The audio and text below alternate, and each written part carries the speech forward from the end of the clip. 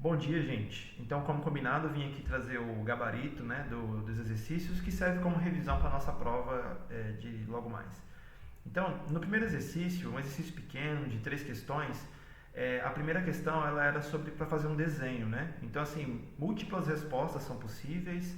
Na própria aula que eu dei né, na webconferência, eu mostrei uma imagem, né, que eu até posso mostrar aqui para vocês, que aqui mostrando a grande diversidade dos seres com simetria bilateral, é, e também aqui diversos grupos incluídos. E eu mostrei também essa imagem, deixa eu mostrar aqui para vocês. Eu mostrei também para vocês uma imagem em que a gente via a representação do grupo, né? Então fica bastante claro, na minha opinião, que essa seria essa imagem aqui, fica bastante claro de que aqui nós temos esse besouro separando os planos de simetria, né, no caso bilateral, com o lado direito e esquerdo sendo os únicos lados homólogos, o único corte imaginário que passa pelo corpo do animal e divide ele em partes iguais é o que passa nessa região sagital, dividindo em lados direito e esquerdo. Isso é muito comum nos organismos, aliás, essa é a antropomorfia dos organismos com simetria bilateral. E é diferente daquilo que a gente observa, por exemplo, nessa imagem na anêmona. Na anêmona, assim como quinidários, assim como poríferas, a gente observa, na verdade, o plano de simetria radial. E aí o que a questão pedia era que vocês desenhassem essa estrutura com representações claras desse plano de simetria que corta o animal em partes iguais. No caso da anêmona, diversos cortes dividem o corpo do animal em partes iguais. E aí a questão ainda pedia para que vocês mostrassem como que isso se reverbera tanto no sistema nervoso, quanto no sistema digestório, quanto no sistema reprodutor. Evidentemente, esses são estruturas internas.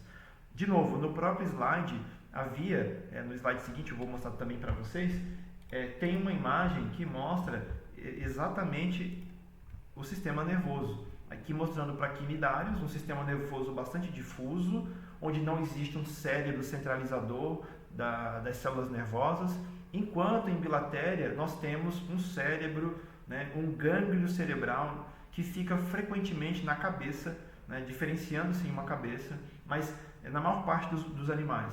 Ele é um gânglio cerebral anterior e dorsal, como a gente vê nessa imagem, que se projeta ao longo do corpo do animal na região ventral. Então foi uma coisa que a gente comentou também na nossa webconferência.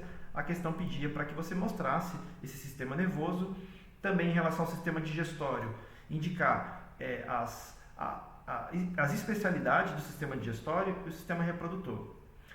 E claro, peço também para que vocês coloquem legenda. Então essa primeira questão acho que é bem tranquila e uma das mais fáceis talvez desse exercício. A questão número 2 falava então com o enunciado dizendo que 90% da biodiversidade de animais é de animais bilaterais e basicamente o que se pergunta é o que será, né, o que justifica, o que explica tamanho sucesso evolutivo da linhagem dos animais com simetria bilateral. Então, é importante que vocês saibam, e aí pede para abordar aspectos anatômicos, comportamentais e ecológicos. Nessa imagem, de novo projetando aqui para vocês, a gente consegue ver que a mudança, né, então a gente está vendo aqui um organismo com simetria radial, no caso uma anêmona, né, cujo o gradiente de locomoção é sempre de baixo para cima, é sempre vertical.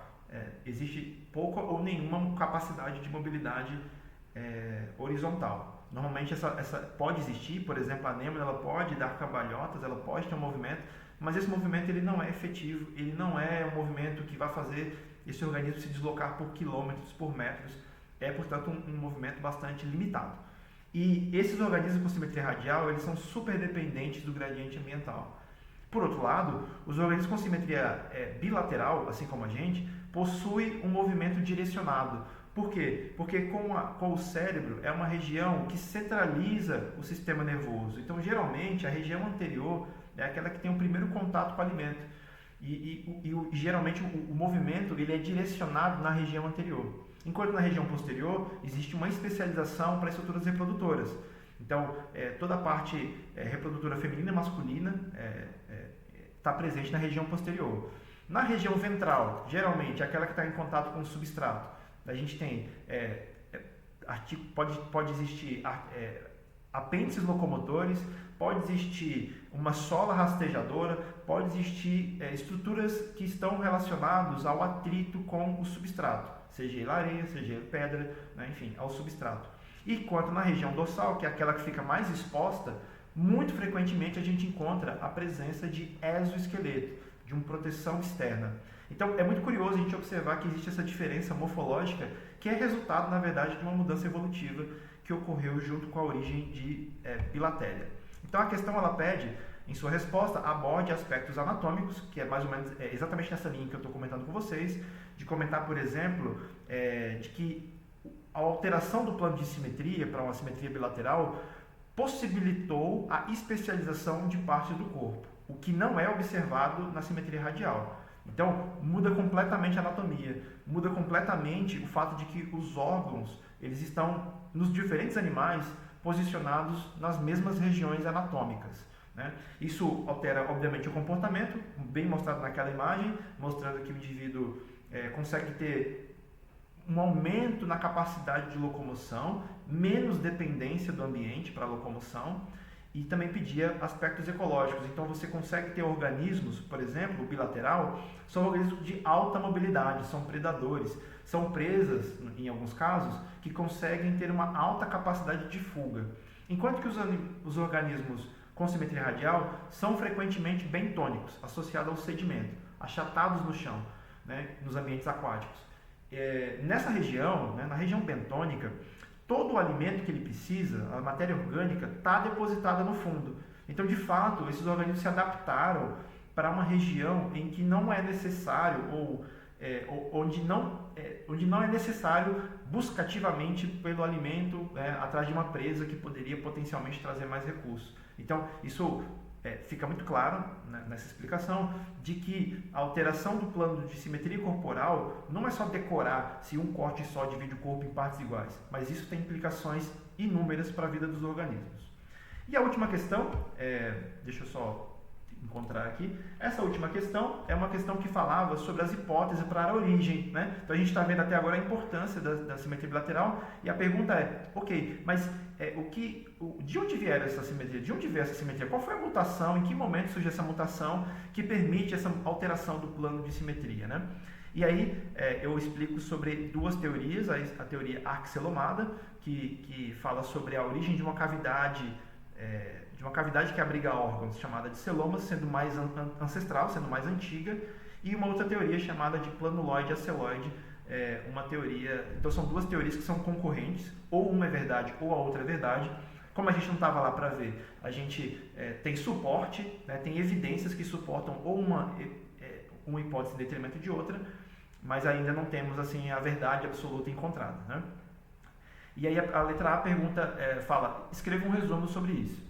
Então vocês conseguem encontrar resumos sobre essas duas teorias nas aulas que eu gravei, estão disponíveis. Então tem uma aula inteira assim, de 20, 30 minutos, não me lembro agora a duração, em que eu discuto sobre as duas teorias e aí peço para vocês resumirem. Mas em poucas palavras, está na própria imagem, né?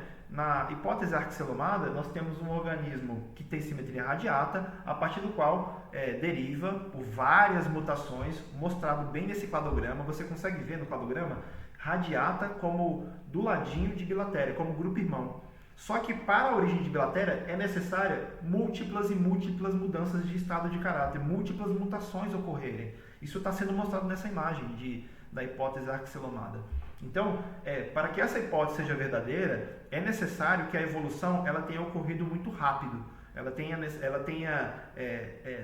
No passado existiam organismos de simetria radial e de uma maneira muito abrupta, inclusive não é exatamente como o Darwin disse, né? Porque o Darwin sempre falou em uma evolução lenta e gradual. E a hipótese axelomada, a hipótese de que de um radiado já surgiu, a partir dele já surgiu o ancestral de bilatéria bastante já complexo, já com celoma inclusive. Então o ancestral já tem uma cavidade gástrica, né? Uma cavidade onde tem todos os órgãos.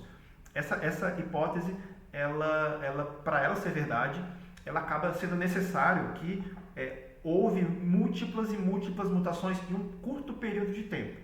Tá? Enquanto que a outra hipótese, também mostrada na imagem, a partir de uma larva plânula que é observado em porífera, por exemplo, um organismo radiata, a gente consegue observar poucas mutações são necessárias para o surgimento, né, de um organismo bilateral. Então, na verdade, essas teorias, essas hipóteses, elas questionam mais sobre: será que o ancestral dos bilaterais ele já tinha uma cavidade gástrica? Será que ele já era um organismo complexo? Ou será que ele era, como preconizado pelo Darwin, era um indivíduo simples?